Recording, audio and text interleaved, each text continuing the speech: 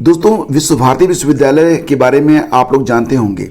विश्व भारती विश्वविद्यालय की स्थापना 1921 में रविंद्रनाथ टैगोर ने की थी और यह पश्चिम बंगाल में स्थित है और बहुत ही सम्मानित केंद्रीय विश्वविद्यालय है। अनेक स्नातक और परास्नातक संस्थान इसे जुड़े हुए हैं। तो यहाँ पर 709 पदों पर वैकेंसी आई हुई है और ये वैकेंसी उन सभी के लिए है जो लोग हाई स्कूल पास हैं या फिर इंटरमीडिएट पास हैं या फिर स्नातक हैं या फिर आप मतलब जितना भी पढ़े लिखे हो आप, सारी पढ़ाई जो है यहाँ पर काम आने वाली है। तो फिलहाल पदों को एक बार देख लेते हैं और यहाँ पर आप पदों को देखते जाइए, क्योंकि सभी के नाम लेना और सबकी डिटेल में चर्चा करना बड़ा मुश्किल होगा। हाँ, नोटिफिकेशन मैं आपको शेयर कर दूंगा टेलीग्राम चैनल पर, वहाँ पर जाकर आप पूरी डिटेल्स को पढ़ सकते हैं। तो registrar, finance officer, librarian, deputy registrar, internal audit, assistant librarian, assistant registrar, section officer, assistant, senior assistant, UDC यानी कि अपर डिवीज़न और लोअर डिवीज़न के जो क्लर्क के पद होते हैं उनके लिए भी वैकेंसी है और लोअर डिवीज़न क्लर्क के लिए कुल 99 वैकेंसी है। एमटीएस के लिए सर्वाधिक 405 वैकेंसी है। इसके बाद यहाँ पर बात करें तो professional assistant, semi professional assistant, library assistant और बाकी पद आप यहाँ पर देख सकते हैं। बेसिकली अगर हम बात करें यहाँ पर तो जो यहाँ पर एमटीएस के पद आए हुए हैं मल्टीटास्किंग स्टाफ के, तो इसके जो एलिजिबिलिटी है वो हाई स्कूल पास है। और यहाँ पर जो एलडीसी लोअर डिवीजन क्लर्क के लिए पद हैं उसमें भी आप मतलब कि अगर आप इंटरमीडिएट पास हैं तो आप आवेदन कर सकते हैं। बाकी सारी डिटेल्स पदवार क्या क्या एलिजिबिलिटी चाहिए और अगर आप आवेदन करना चाहते हैं तो किस प्रकार से आवेदन करेंगे और पे स्केल वगैरह सारी जानकारी इस नोटिफिकेशन में यहाँ पर दी गई है। फिलहाल यहाँ पर जो सैलरी मिलेगी आपको वो भी काफ़ी मतलब अच्छी सैलरी आपको मिलने वाली है। एज लिमिट के बारे में भी यहाँ पर बताया जा रहा है, एज लिमिट भी कम नहीं है। मतलब जैसे कि अगर आप ग्रुप सी का जो पोस्ट है उसके जो एज लिमिट है 32 साल है, लेकिन यहाँ पर आपको जो है उम्र सीमा में छूट भी मिलेगी अकॉर्डिंग टू योर कैटेगरी।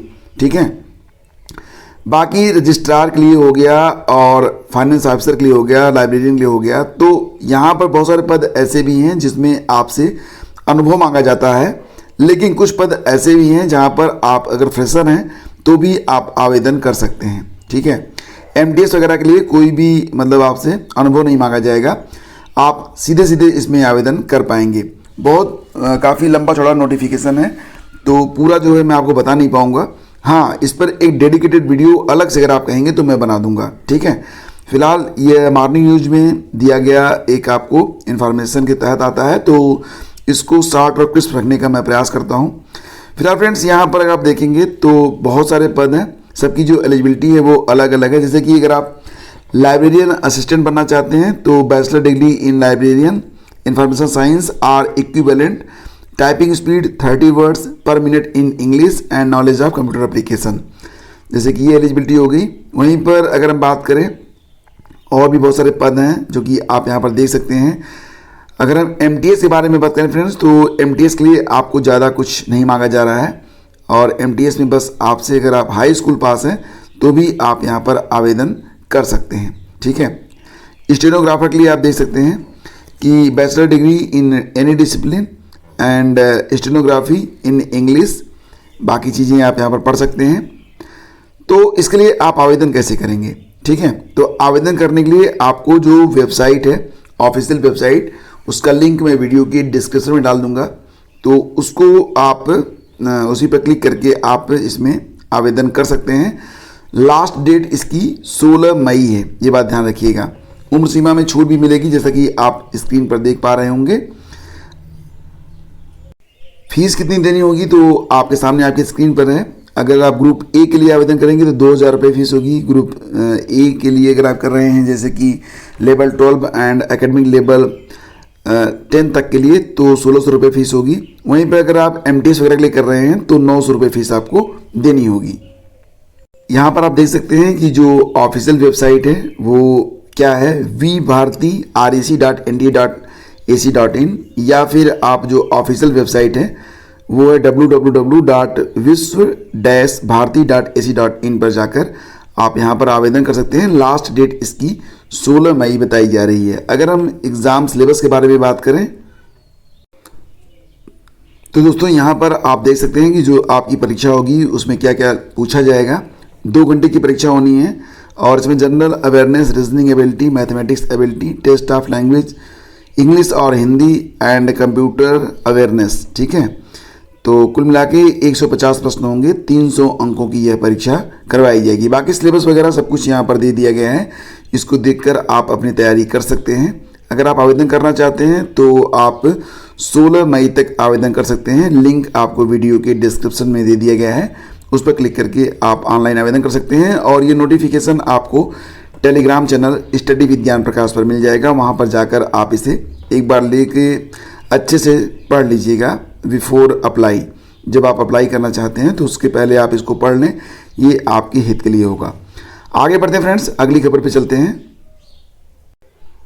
तो यहाँ पर जो खबर निकल के आ रही है वो ये है कि विधानसभा और विधान परिषद में जो भर्ती होगी वो UPSSC के माध्यम से होती है, अब की जाएगी। अभी तक यहाँ पर विधानसभा और विधान परिषद में जो वैकेंसी जाती थी तो उनके लिए जो भर्ती होती थी वो अलग संस्थाओं के माध्यम से करवाई जाती थी।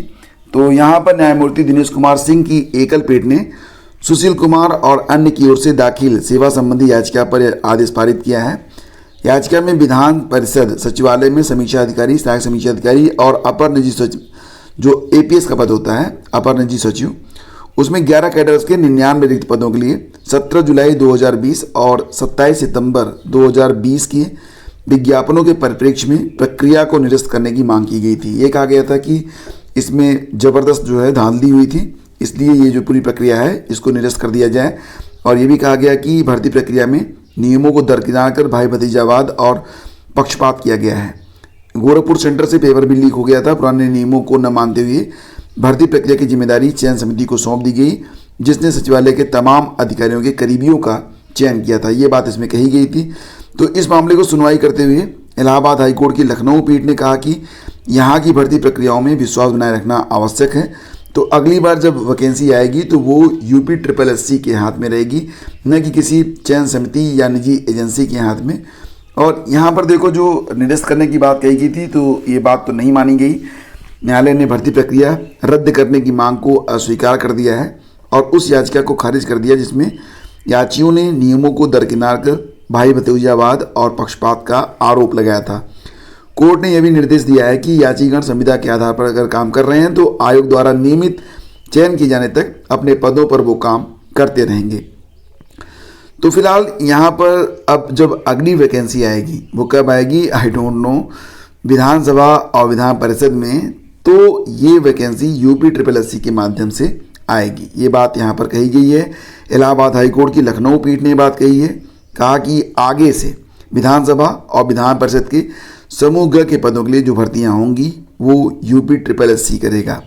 भर्ती प्रक्रिया किसी चयन समिति अथवा निजी एजेंसी के हाथों में नहीं दी जाएगी। न्यायालय ने 3 माह में भर्ती नियमों में आवश्यक संशोधन का भी आदेश दे दिया है। तो दोस्तों ये थी आज की न्यूज अपडेट, ठीक है। और देखो, अगर आप UPSSC की तैयारी कर रहे हैं तो अफवाहों पर बिल्कुल भी फोकस ना करें। अभी तक या मुझे अब लग भी नहीं रहा है कि परीक्षा जो है पोस्टपोन होने वाली है। तो आप लोग अगर 14 मई के इतर कोई भी डेट अपने मन में रखेंगे तो इससे सिर्फ एक चीज़ प्रभावित होगी, वो है आपकी परीक्षा, आपका एग्ज़ाम और पढ़ने का जो टाइम है, जो कि बहुत ही इम्पोर्टेंट है। तो 14 मई को मान के चलिए, ठीक है। अफवाहों पर ध्यान न दीजिए।